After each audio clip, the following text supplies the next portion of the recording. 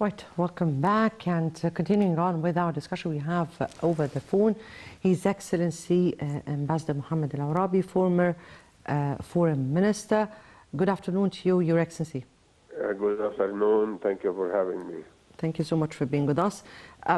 We've been following the summit of the African Union Peace and Security Council and the President's speech before address speech to the summit, in which he laid down the Egyptian vision towards solving the situation. On top of the President's vision was the importance of integrating efforts to find a permanent stop or a permanent ceasefire, not just for opening humanitarian corridors. Your Excellency, your comment. Well, I think President Sisi today addressed a very serious issue. It is very important to try to have a sort of input in this serious issue, which I think is always, posed a serious threat to our national security. So President Sisi was very clear to address certain parameters, how Egypt is looking to the solution for this crisis in Sudan.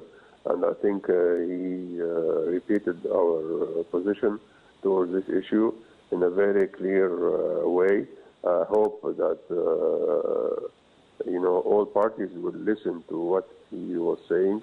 I think this is the very good roadmap to tackle the issue. But unfortunately, the situation on the ground is not, I would say, clear yet, because despite the fact that we have many ceasefires, I think we have serious fires so far. And the two parties, they are not adheres to the principles of the ceasefire, and that's why we still witnessing the serious deterioration in the situation there, and that's why President Sisi was keen to participate in that conference in order to try to put the African Union on their responsibility, and in the meantime to give them some hints how we can tackle the issue. And I think he was so clear, and I hope they will adopt what he was saying in his speech. Indeed. As Egypt's diplomacy and policy always were based on several constant principles. One of them is the importance of protecting the sovereignty, security, and stability of a country through supporting their national institutions. And this is the second point the President spoke about.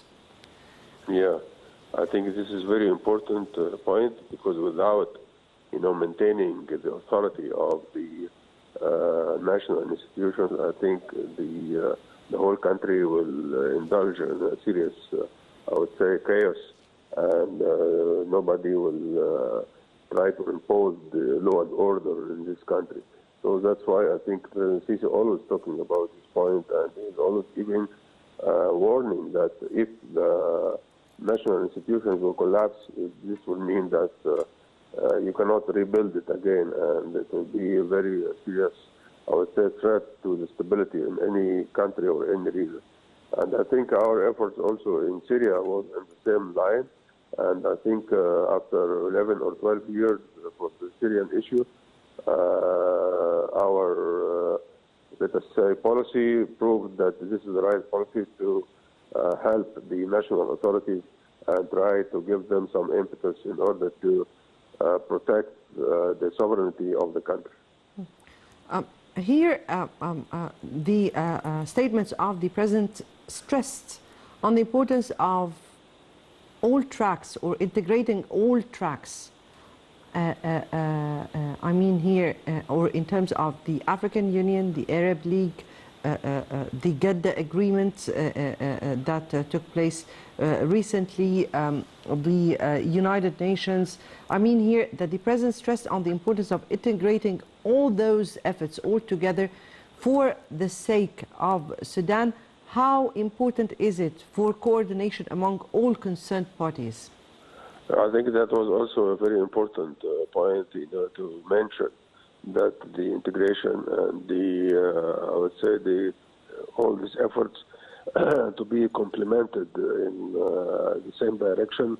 I think that was the right policy because, all of these efforts actually is looking to one target, trying to implement this target, which is the permanent ceasefire and trying to give the humanitarian issue more, I would say, attention. And after that, we can indulge in serious negotiation between parties in order to achieve a new transitional period. And so the sequence of the situation is well known to everybody. But unfortunately, the ground in Sudan is talking different, I would say, language. And we are not in the, let us say,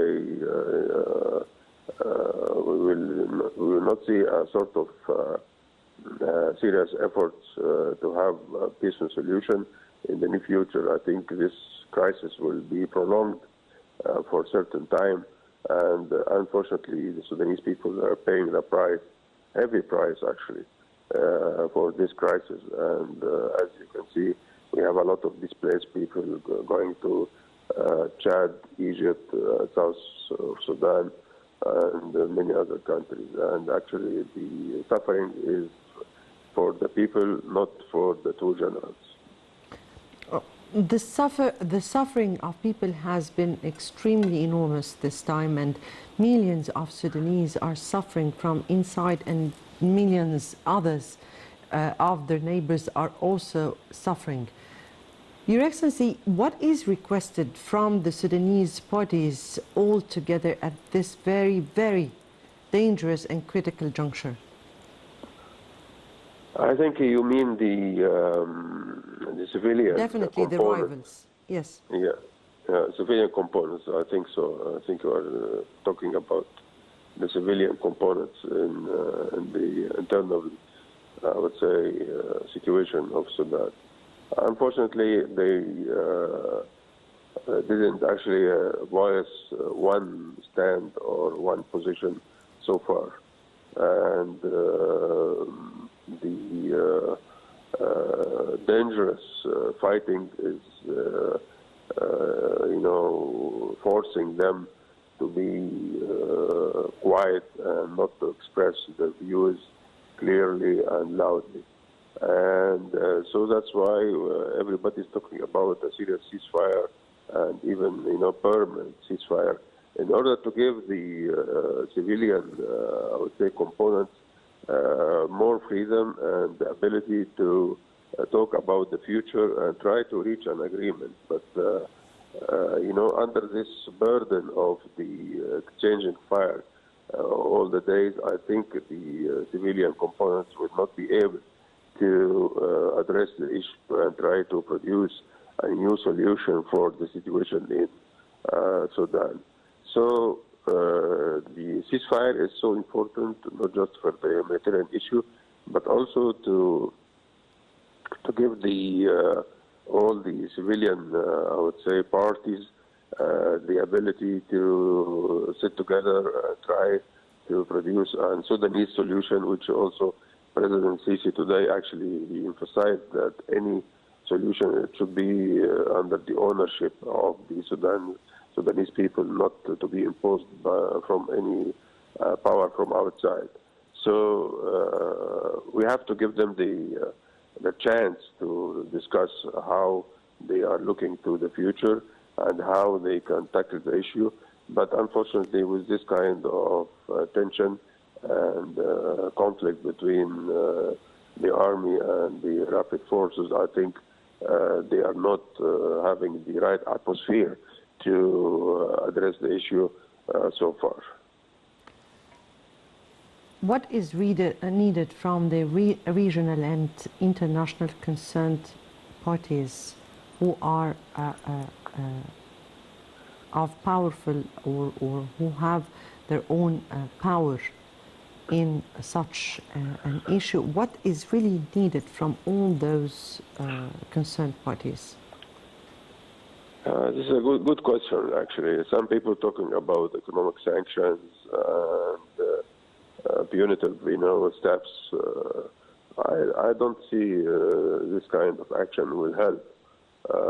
Unfortunately, the Sudanese people will be under, more suffering if we will have this kind of action in the recent time. So the situation actually is, I would say, the situation inside Sudan is torn between different parties, two superpowers, some regional parties also. So I guess if they can, let us say, meet under the umbrella of the UN in order to try to reach an agreement on how we can produce a roadmap with, of course, the participation of the Sudanese civilian parties, not the rival, parties. I guess this might give a sort of hope that we can try to find a solution to this crisis, which I think it would be very deep and dangerous if it will remain for the coming weeks. Because, after that you will find a lot of internal troubles, and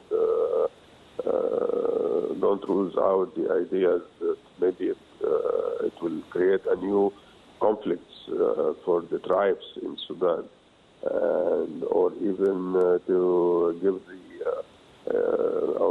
to encourage some parties that they will say, okay, we will announce our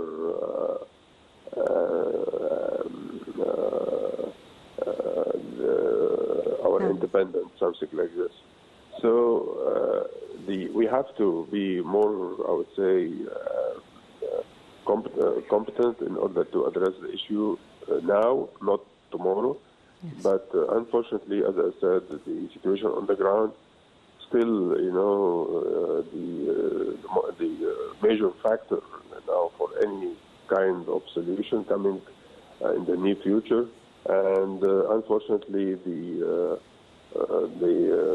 some regional powers and even the superpowers, they are not so far, I would say, clear, and they didn't disclose their positions clearly so far.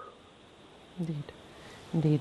Your Excellency, Ambassador Mohamad ElOrabi, former Foreign Minister, thank you so much for being with us over the phone and for your input here. The situation in Sudan is really exacerbating lots and lots of hindrance to any progress, to any plans for any neighboring countries, not to speak about the suffering of the Sudanese people inside and those who are fleeing their countries, and how matters are really reflecting on the whole neighboring countries and the whole region, by the way. So today was the summit of the African Union Peace and Security Council to ratify a clear plan for a solution to the crisis in Sudan. Hopefully that would really be of success. Many thanks for watching.